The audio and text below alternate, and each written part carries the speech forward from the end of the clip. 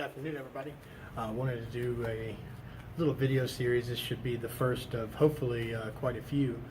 These are going to be mainly posted on our YouTube page, but we're also going to cross-post them on our Facebook as well, which is where I would imagine most people would be able to find them and view them a little more easily. These series are going to be about introducing the instructors here at Taekwondo Cartersville, so that way you can learn a little bit about the instructors. If you're already a student, you can just get a little bit of extra knowledge into who your instructors are, and if you're looking at becoming or looking into Taekwondo Martial Art Academy, it'll give you a good idea of who will be teaching and where they came from. So obviously I'm going to be going first. My name is Michael Wilson. I've been training in Taekwondo for quite some time. I started originally when I was very young, about 12 years old, and due to some hardships in our family, my training was discontinued right before I should have been testing for my yellow belt. Time stayed pretty tough for a little while, and I didn't go back into the martial arts until I was an adult. Before I go any further than that, while I was a child, we moved around a lot. I didn't have a father. He had passed away very early in my life and just he wasn't there. So it was just me and my mom and my younger brother. I was picked on relentlessly. I was beat up quite often. We moved around a lot, so I didn't have a lot of friends.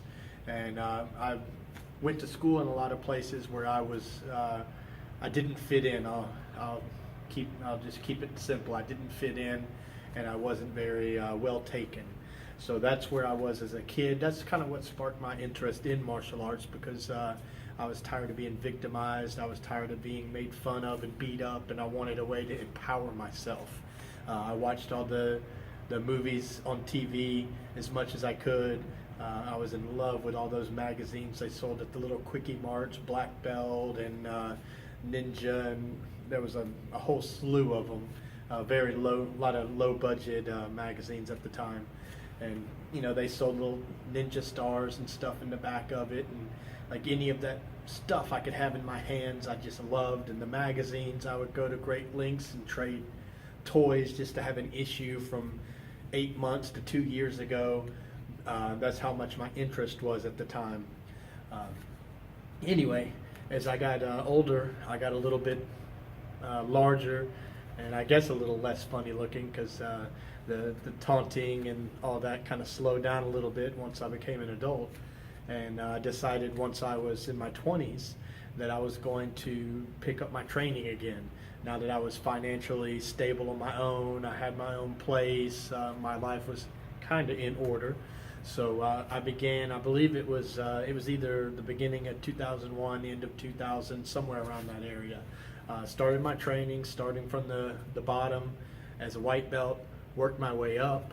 I certified as an assistant instructor pretty quickly. I wasn't really interested in that. I'll admit my instructor, Grandmaster Pereira, really pushed me towards that, and I reluctantly did it, and it was one of the best things I've done. And then from there, I went forward, earning my black belt, kept moving forward from there. Now I'm a 5th degree black belt, so obviously I've been going steady for quite some time without any pauses or breaks. Have there been hard times? Definitely. There's times I've been wanting to quit, times I thought the challenge was too much. There's other times when I just wasn't interested, and other times when I was highly motivated. So just like anything in life, it's a roller coaster of highs and lows. To come into something like this, or anything else for that matter, and think you're going to come in on an emotional high, and you're going to just be up here at this peak and so interested and so motivated all the time. That's why most people don't make it very far in martial arts as well as other activities, because it's a falsehood, it's a fantasy that we've been given. If you're doing something that's worthwhile, you're going to have ups and downs. There's going to be times you want to quit.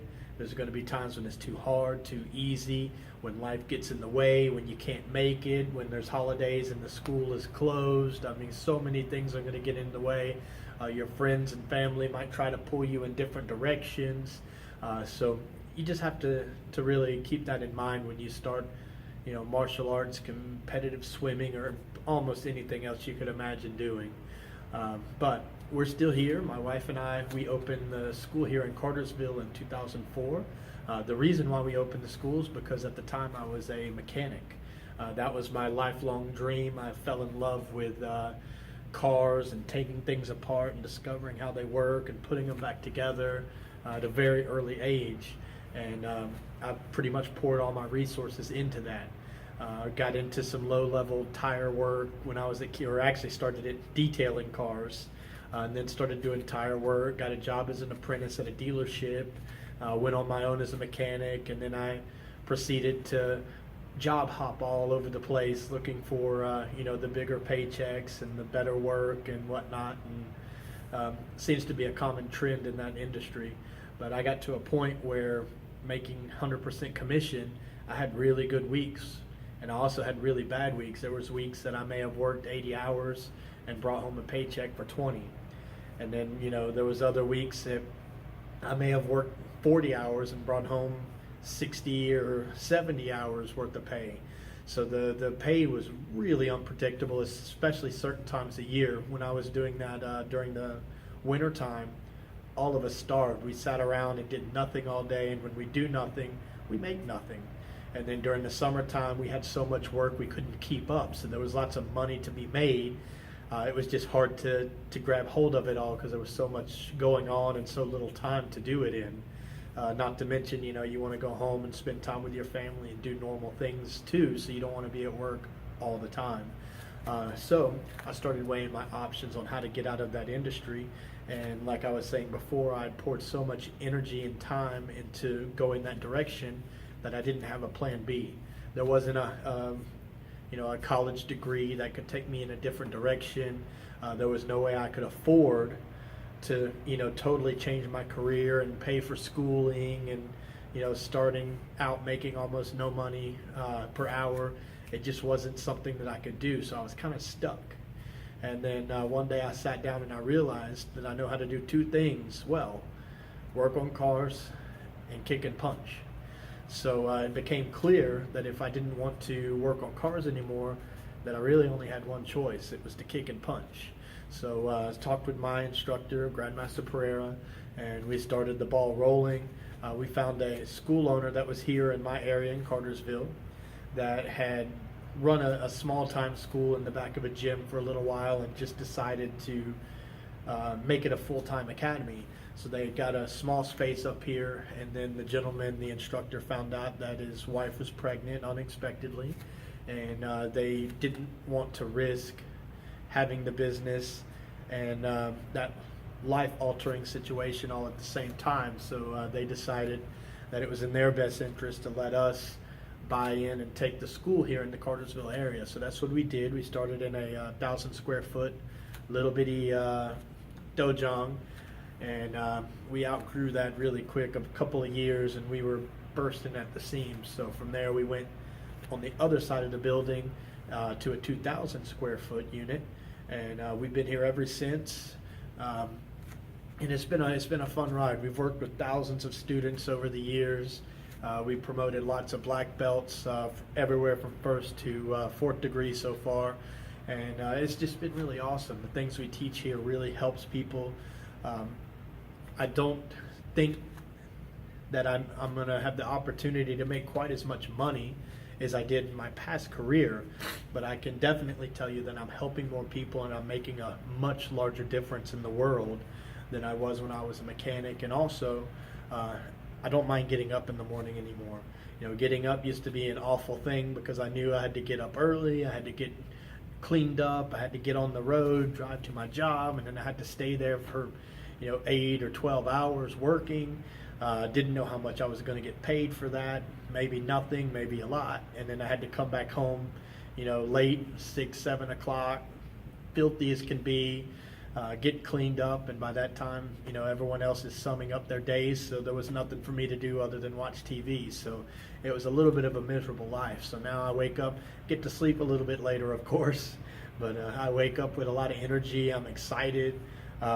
It's not a chore to get up and go about my daily business anymore now that I'm a martial arts instructor. So definitely a life-changing experience, and it's been great. got my wife involved when we first opened the school. She was reluctant as well, and I gave her a little push towards that direction. You know, she's a 4th degree black belt now and an excellent instructor. She's a great martial artist as well, and we just have a good time. This is our family business, so a lot of fun, and just wanted to kind of share with you guys who I am and where I came from. And like I said before, there'll be more videos in this series so you can get to know all of our instructors here at the CKD Martial Art Academy in Cartersville, Georgia. Thanks for sitting through all this and listening to me, and I hope you have a great day, and we'll see you soon. Pilsong.